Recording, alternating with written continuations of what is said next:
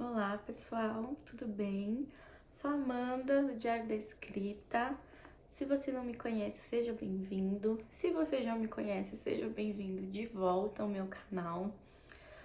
Hoje eu vim trazer para vocês uma leitura que eu já fiz há algum tempo, que eu gostei muito e que eu saio desbravando, falando a palavra dela por aí.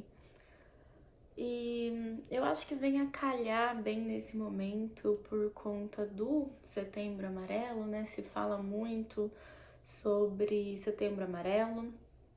Se você me segue no Instagram, @Diário da Escrita, você sabe que eu sou professora e eu trabalho muito com os meus alunos sobre Setembro Amarelo, porque eu acho que principalmente as crianças e os adolescentes precisam entender como é importante cuidar da saúde mental. Houve um tempo, né, algumas gerações atrás, onde isso não tinha muita importância, era visto como frescura, e hoje em dia a gente sabe que a depressão, por exemplo, é uma doença silenciosa que atinge grande parte da população. E é uma coisa muito triste, né? A pessoa se retrai, perde a vontade de viver, perde a vontade, perde o brilho de fazer tudo o que gosta e não encontra mais sentido em nada, sabe? Então, cuidar da saúde mental é um passo enorme que a gente pode dar na nossa própria vida. Por isso que eu sempre converso sobre isso, né, com as crianças na escola, sempre faço painéis.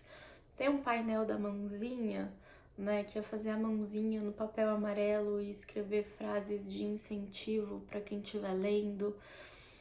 Enfim, e dizer que não é vergonha nenhuma você estar se sentindo mal, você estar passando por esse tipo de problema e buscar ajuda, né?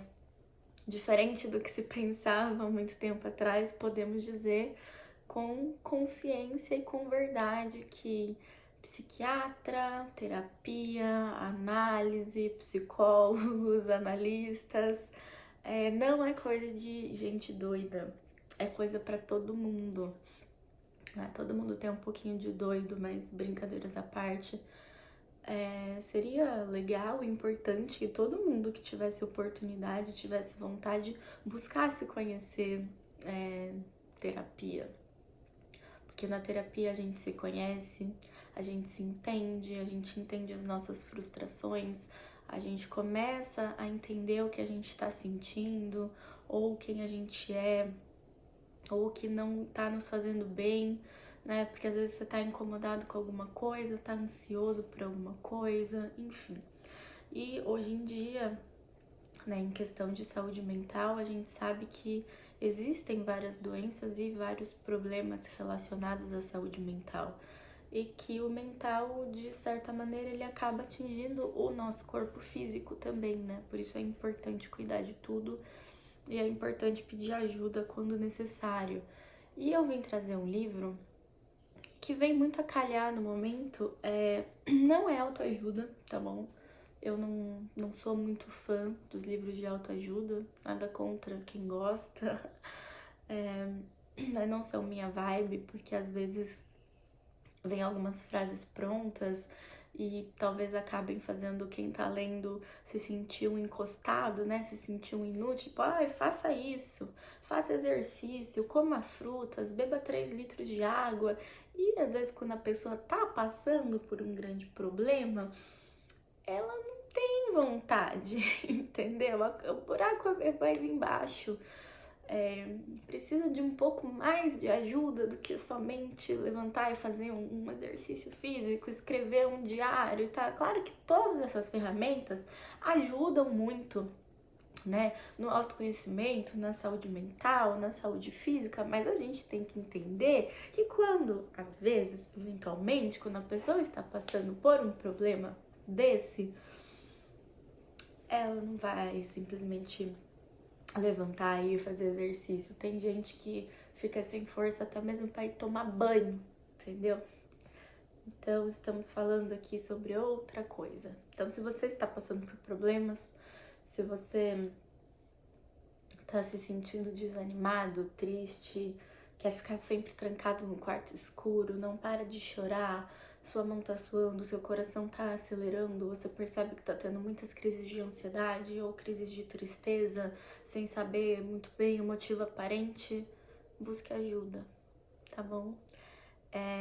Eu trouxe um livro que, como eu disse, não é autoajuda, mas ele foi baseado em fatos reais, digamos assim. Foi uma psicóloga que escreveu sobre coisas que realmente aconteceram na vida dela. Uma psicóloga que passa por determinados problemas e ela mesma tem que procurar um psicólogo.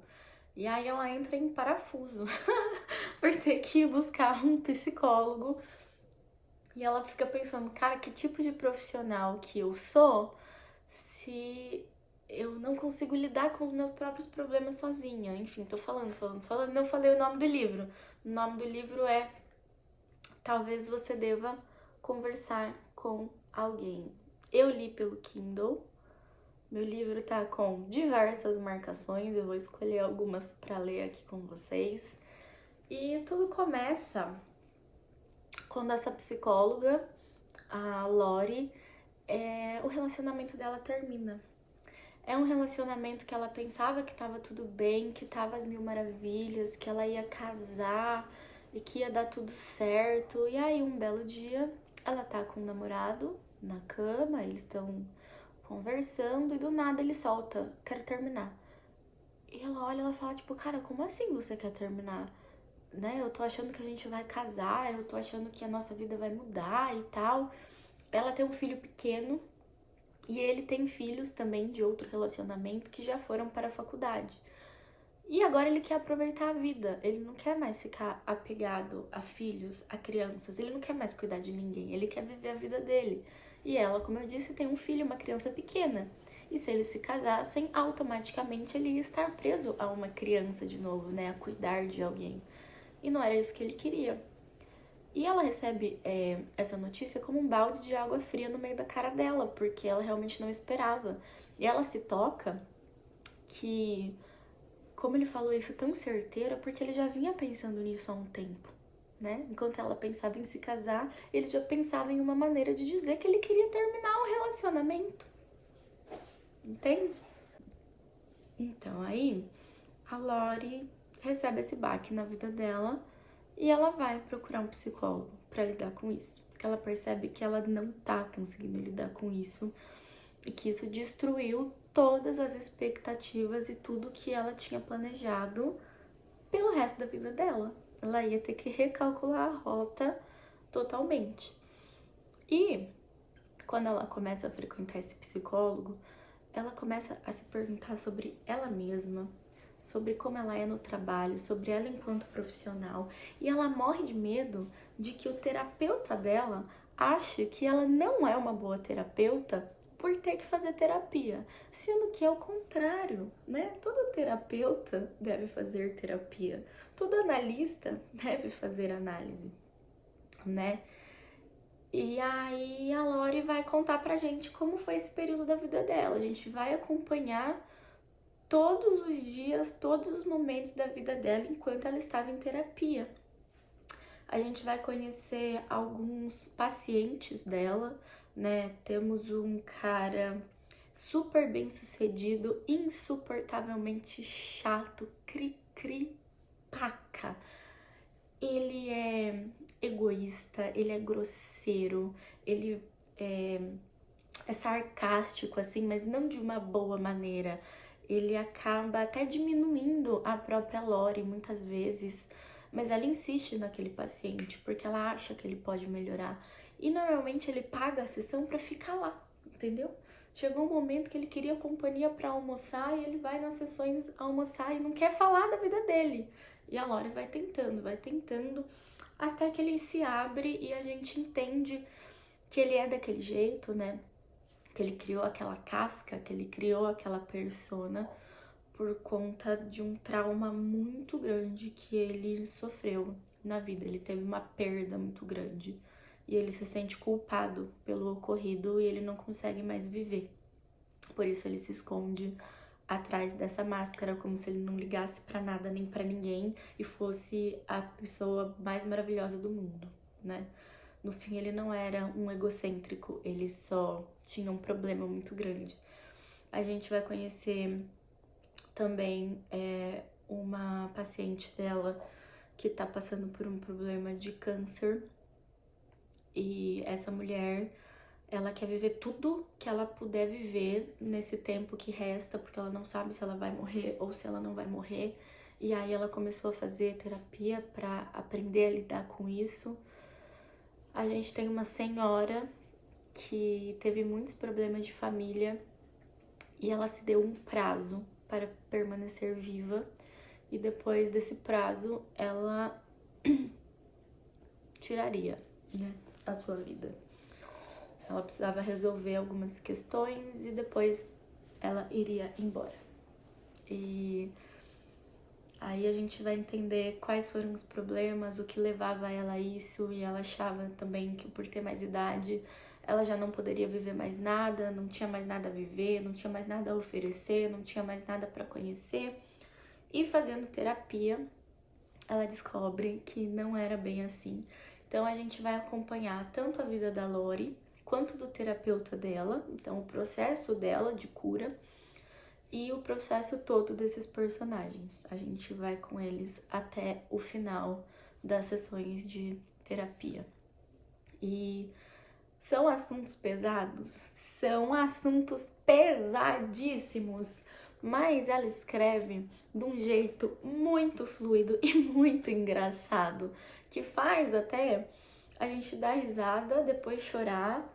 Aí eu tô rindo e chorando ao mesmo tempo e refletindo muito sobre o quê? Sobre a minha vida, sobre a minha situação, sobre os meus próprios problemas, sobre ter empatia com os outros, sobre entender que problemas são problemas, independente do tamanho. O que pra mim é um probleminha assim, pra outra pessoa é um problemão assim que ela não aguenta lidar.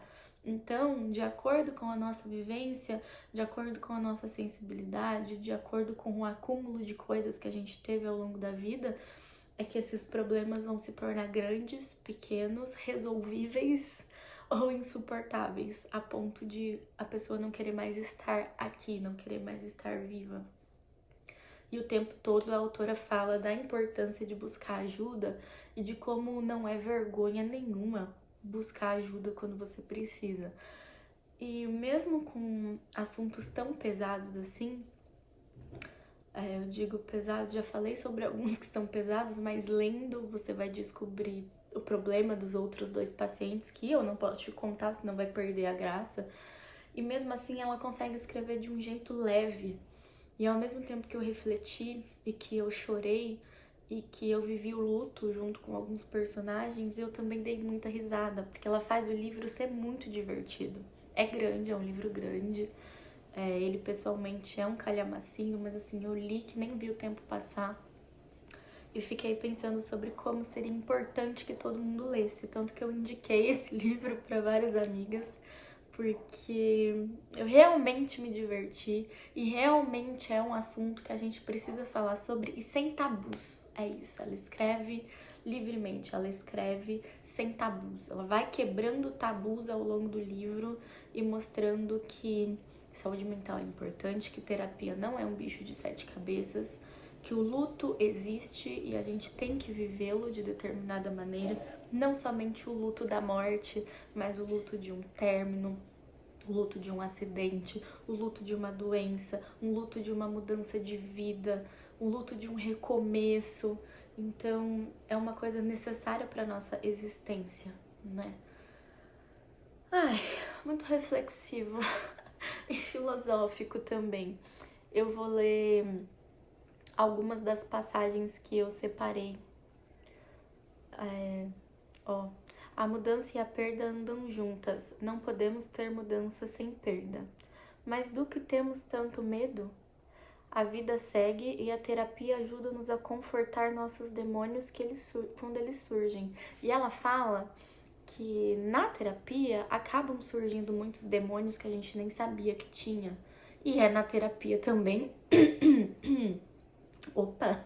E é na terapia também que a gente vai aprender a lidar com esses demônios, né? Porque não existe isso de ser uma pessoa boa ou ser uma pessoa ruim. Somos pessoas com coisas boas e coisas não tão boas, e a gente tem que conviver com isso, né?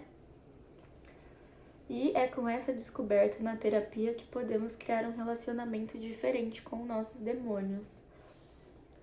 Somos espelhos refletindo outros espelhos e mostrando uns aos outros o que não conseguimos ver.